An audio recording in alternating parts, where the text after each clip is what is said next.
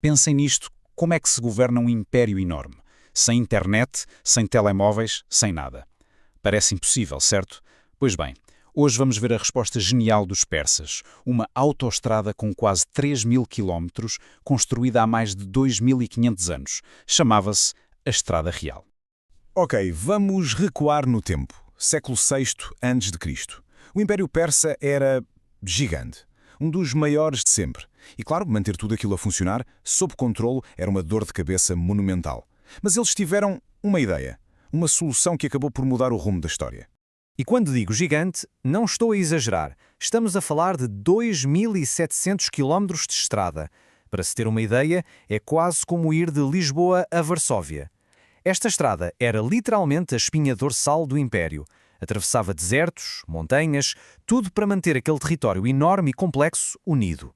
Mas para percebermos porque é que esta estrada foi tão genial, temos de perceber primeiro qual era o problema. E o problema era enorme. O rei persa, Dário I, tinha um desafio pela frente. Como é que se governa um território tão vasto e com tanta gente diferente? Imaginem um puzzle gigante, com peças de todos os tamanhos e cores. Era assim o Império Persa. Dezenas de povos, cada um com a sua cultura, a sua língua. Para que tudo isto não se desmoronasse, era absolutamente essencial ter um sistema rápido. Rápido para comunicar, rápido para mover tropas, rápido para administrar. Sem isso, o Império podia simplesmente ruir. O maior desafio de todos era manter os governadores das províncias na linha. Eram os chamados sátrapas. Dário precisava de lhes enviar ordens e, tão importante quanto isso, receber notícias e informações de volta. E tudo isto rapidamente. Mas como? Numa altura em que viajar demorava uma eternidade e era super perigoso? Bem, a solução foi esta. A construção de uma autêntica super-autoestrada. Uma obra de engenharia que estava, sem exagero, séculos à frente do seu tempo. E esqueçam a ideia de um simples caminho de terra batida. Não, não. Os engenheiros persas planearam cada detalhe.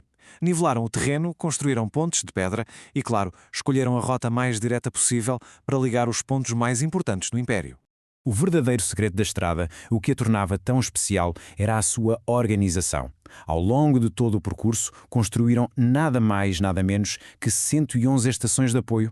Pensem nestes postos como as nossas áreas de serviço. Estavam mais ou menos a cada 25 km e tinham tudo o que era preciso. Cavalos frescos, comida, sítio para dormir, tudo para garantir que os mensageiros reais podiam continuar a viagem sem parar, sem ficarem exaustos.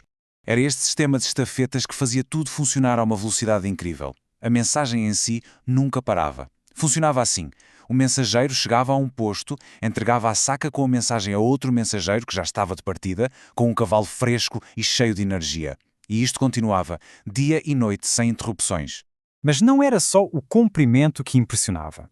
Havia dois pilares que a sustentavam: velocidade e segurança. E para aquela época, isto era absolutamente revolucionário. A eficiência disto era uau! Reparem nesta diferença. Uma caravana de comerciantes, uma viagem normal, demorava cerca de 90 dias a fazer o percurso todo. 90! Mas um mensageiro real, ao usar o sistema de postos, fazia exatamente o mesmo trajeto em apenas 9 dias. É uma diferença brutal. Isto era tão impressionante que até o famoso historiador grego Heródoto escreveu sobre o assunto. A frase dele capta na perfeição a dedicação destes mensageiros. É uma citação tão forte que, curiosamente, ainda hoje inspira serviços de correios em todo o mundo. Claro que de nada servia ser rápido se a estrada não fosse segura. Por isso, a Estrada Real era basicamente uma zona militarizada. Havia patrulhas armadas por todo o lado para proteger os viajantes de assaltos. E mais, para viagens oficiais era preciso uma espécie de passaporte real. Isto garantia que só as pessoas autorizadas é que andavam por ali. Mas, atenção, a estrada não servia só para militares e para a administração. O impacto foi muito maior. Transformou por completo a economia e a cultura de todo o Império. De repente, havia uma rota segura e rápida. O que é que aconteceu? O comércio explodiu. Bens de luxo, como especiarias e têxteis, mas também alimentos e matérias-primas, tudo começou a viajar de um lado para o outro do Império. E isto, claro, encheu os cofres do Estado com impostos e ajudou a transformar pequenas aldeias em cidades movimentadas. Com tanta gente diferente a encontrar-se e a fazer negócios, era preciso uma língua que toda a gente entendesse. E essa língua foi o aramaico. Tornou-se a língua franca, ou seja, a língua comum para o comércio e para o governo. Foi mais uma coisa que ajudou a unir culturalmente aquele império tão diverso. Podemos mesmo pensar na Estrada Real como uma espécie de internet de antiguidade. Era por ali que as ideias, as inovações, a arte e as notícias viajavam. O resultado foi um império muito mais conectado e, por isso, muito mais rico em termos culturais. Então, no fim de contas, o que é que ficou desta infraestrutura incrível? Bem, o seu legado foi muito para além das fronteiras e do tempo do Império Persa.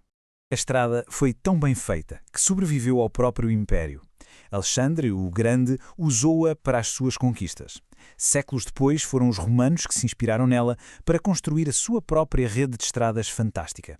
E partes do traçado original chegaram mesmo a ser integradas na famosa Rota da Seda. Com o tempo, claro, a estrada física foi-se degradando.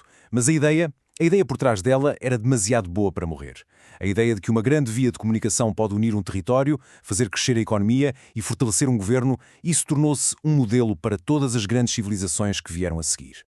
A Estrada Real Persa mostra-nos na perfeição como as grandes infraestruturas de ligação são absolutamente essenciais. Hoje em dia, as nossas estradas reais são diferentes, claro. Se calhar são feitas de fibra óptica, são as rotas dos aviões ou dos grandes navios de carga.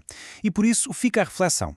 De que forma é que estas nossas redes modernas estão a moldar o nosso mundo, tal como a estrada dos persas moldou o mundo antigo?